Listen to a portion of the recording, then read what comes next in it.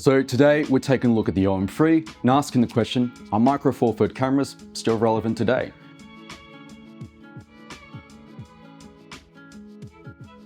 So the OM3 is basically the OM-1 MkII, but in a more retro versatile body. It's probably some of the best quality build camera you'll find on the market. It's made of metal and heavy duty plastic. Love the build of the OM Systems cameras. You also do have a number of computational features inside the camera that ensure that you can do a whole lot of post-production work on the photo in that moment, as opposed to dragging the photo into post-production. Of course, we are going to look at why Micro Four Thirds sensors matter so much, but also we're going to look at what exactly makes the OM3 so different from the OM-1 MkII. So let's jump into the Micro Four Thirds sensor issue. Now, Micro Four Thirds sensors aren't exactly something that's sexy to hear. Definitely wouldn't say it in the bedroom, but really nowadays when people hear full frame, it's a huge selling point. Not so much with Micro Four Thirds. But Micro Four Thirds does have its advantages. For starters, a Micro Four Thirds sensor does have a greater depth of field than a full frame sensor, which is going to matter if you're into a lot of nature photography or heck, even street photography, where you don't have necessarily a whole lot of control over where your subject is. So that little extra bit of depth of field, not only does it give you a bit more room to get someone in focus, it also means you might get a bit more of the location in focus as well. So that's going to matter a whole lot. But a big issue well, not an issue, I'd say a big selling point of an MFT sensor is you do have access to a whole lot of legacy lenses. The thing about it is MFT has been around for longer, so you do have a more wider range of lenses that have been made for it and still getting made for it, which means you're going to have access to a whole lot of different looks that you're not going to necessarily have access to on a full frame or APS-C sensor. So you're getting access to lenses that have been discontinued, glass that no longer gets made for commercial reasons because it's no longer commercially viable. You're getting access to a whole lot of older lenses, and that probably also means that you're getting access to some more inexpensive lenses as opposed to having to buy the latest, newest thing in order to get your camera working. So if you have a bunch of older lenses lying around, an OM3 is probably going to be a good investment if you want to keep those lenses. Of course, there are bad points about an MFT sensor. The major one being, of course, the crop factor. Wide or full frame is always great, but really, if you're someone that prefers to do your own framing, MFT cropping isn't really an issue. You just frame it the way you want to frame it in that moment. Of course, the big issue though with an MFT sensor is, well, the low light capacity. I mean, these cameras don't work as great in low light capacity compared to a lot of modern cameras nowadays.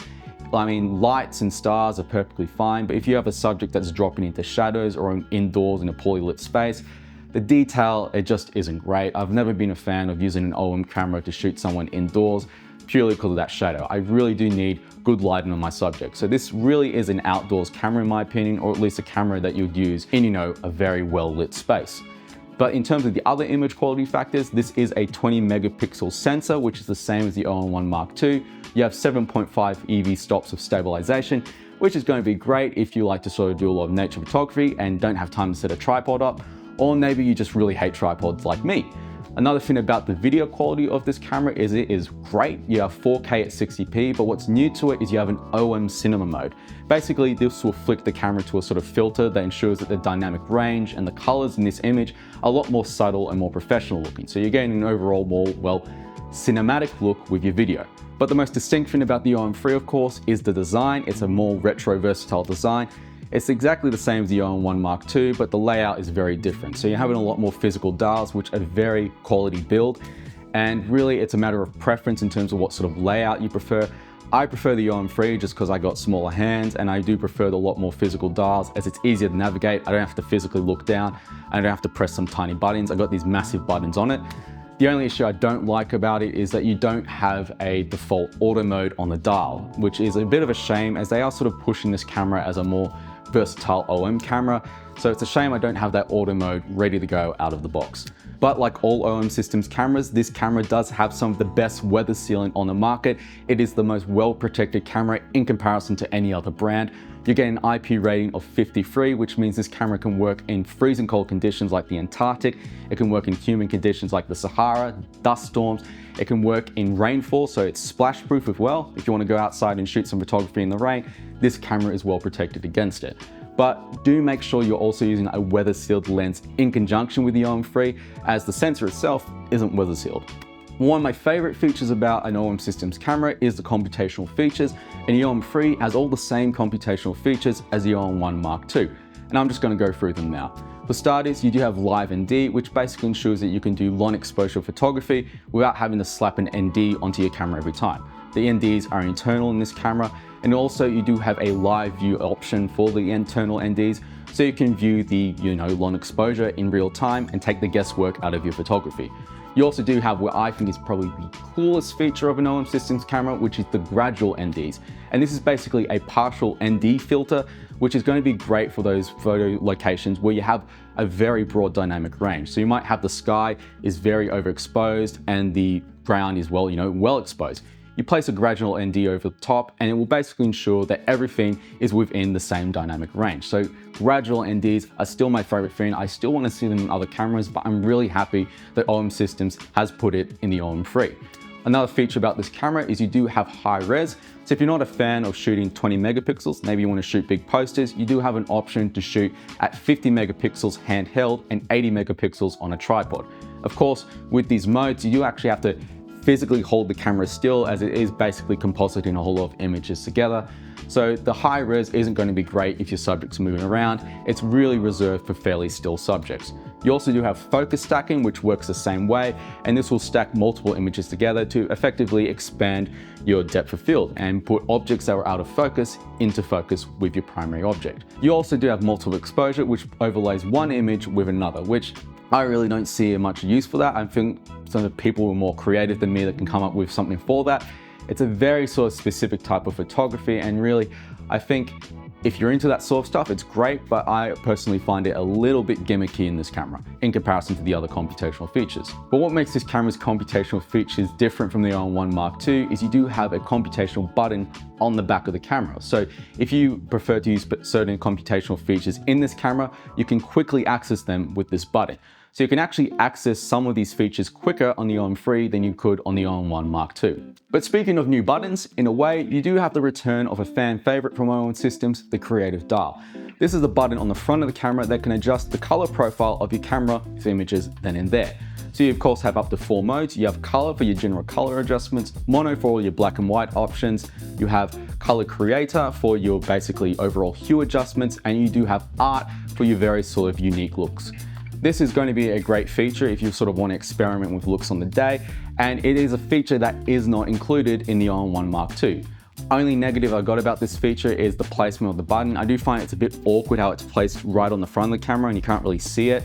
I would have much preferred if this dial or this button was placed on top of the camera where I could actually see it. So what's different about the OM3 in comparison to the OM-1 MkII? Well, as I said, image quality is basically the same, so you don't have to worry about that. What is different though is you do of course have fewer custom function buttons than you would with the OM-1 MkII. So if you prefer to have, I guess, a more professional layout or a bit more options when handling your camera, unfortunately you don't have that with the OM3. And of course, the OM-1 MkII does have a bit more of an ergonomic grip. It has a grip, so it's much more easier if you have bigger hands. So if you have bigger hands, you're probably going to lean towards the OM-1 MkII. Now, the other big difference though is the EV stops are different. You do have 7.5 EV stabilization on the OM3, but you have 8.5 EV stabilization on the OM-1 MkII. For some people, this isn't going to be a huge difference, but it is something to factor in. The OM3 EVF is also roughly half the amount of dots, being 2.36 million, compared to the OM-1 MkII, which is 5.76 million. In terms of pricing, it's a bit of a weird place. The OM3 is actually a few $100s cheaper than the OM-1 MkII, but you're getting access to a whole bunch of features the OM-1 MkII doesn't have, but you're also losing the few conveniences from the OM-1 MkII. So really, you've got to weigh up your options in terms of which camera to choose, but I personally prefer the OM3. I just like that small, more simplistic design overall. So overall impressions about this camera, I will say it's a very interesting camera and it's sort of built for very unique situations. It's a camera that's doing its own thing. So you have a whole access to a lot of legacy looks when it comes to your OM3, looks that you aren't going to get with other cameras on the market. You have access to, of course, a whole lot of MFT lenses, but you also have the color profile for unique looks.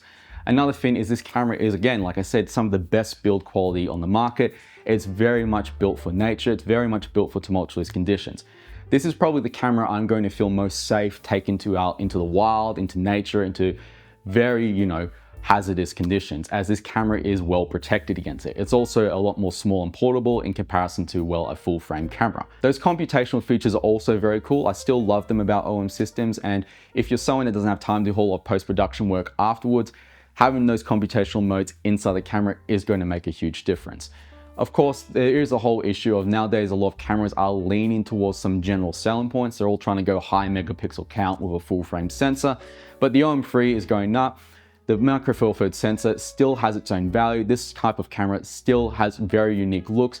And honestly, the OM3, you're getting looks that you're not going to be able to get in other current cameras, outside the OM-1 MkII, of course. The OM3 does its own thing and actually leans into its legacy and reminds us the value of a retro look.